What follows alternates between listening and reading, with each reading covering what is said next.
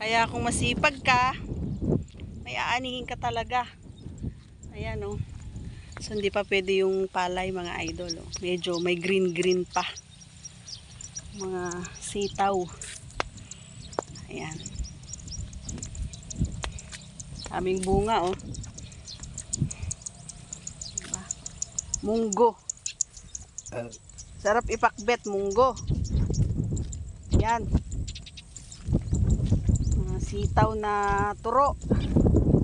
Yan yung sitaw na turo mga idol oh. Mga iiksi lang. Yan oh. Diba?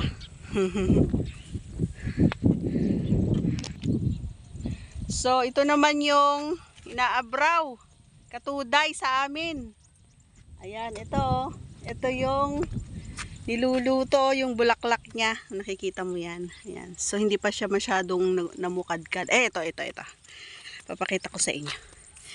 Sa mga hindi nakakaalam. Katuday sa amin to, inaabraw to mga idol. Masarap to. Ito. Ayan oh. Tapos aalisin mo lang ito, itong bulaklak na nasa gitna. Para matigas kasi yan. Diba? Ang dahon nito ay parang dahon ng ipil-ipil pero maiiksi lang siya. Yan. Masarap yan pag sinasabawan.